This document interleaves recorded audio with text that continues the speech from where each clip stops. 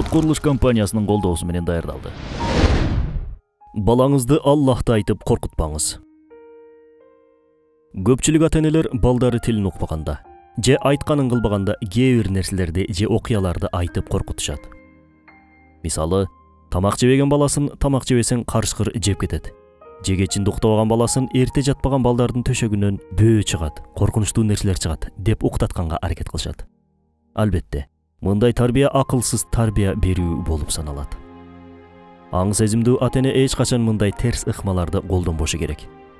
Эгер мындай терс ыкмаларды колдонсок, анда балдарыбыздын акыл жана руханий саламаттыгын олуттуу түрдө кыйынчылыктарга дуушар кылабыз. Ата-энелердин кээ бирөөлөрү балдарын жогорудагыдай сөздөр менен коркутса, айрымдары балдары жакшы адеп акылактуу болсун деген ниетте Аллахты айтып коркутушат. Бул өтө чоң катачылык.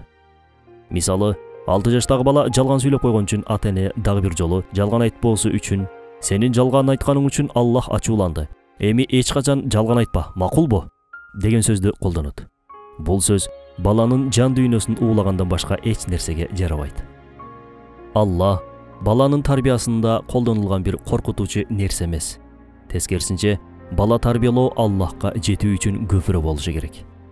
Ата-энелер Аллахка ишенген ыймандуу балдарды өстүрөбүз деп, керектүү жана туура тарбия берүү ыкмаларын колдонгондун ордуна Аллахты колдонгондору абдан ойго салат.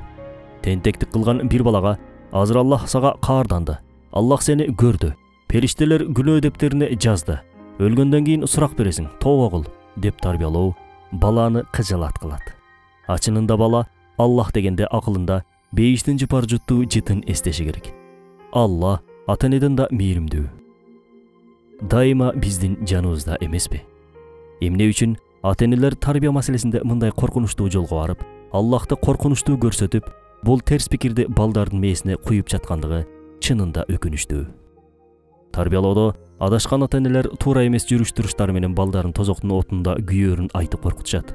Баланы минтип тарбиялоо эч качан туура эмес. Кичинекей балдарга Аллахтын каарын же болбосо тозок азабы сыяктуу нерселерди өтө абайлап түшүндүрүү керек. Анткени акыл эси толук калыптан элек бала мындай акыл насааттардан коркуп чочулап калышы да мүмкүн. Кийин келечекте мындай насааттарды жек көрүп да калышы мүмкүн. Эң негизгиси жийиркентип албаш керек. Эгерде ата-эне балдарын таква өстүргүсү келсе, колдонгон ар бир сөзгө туура маани бериши зарыл. Себеби туура эмес айтылган насааттар баланын ички дүйнөсүнө кирип, таза жана ишенүү сезимин майып кылып, жабырлантып салышы мүмкүн. Эң негизгиси балдардын жүрөгүнө Аллахка болгон сүйүүнү толтуруу керек.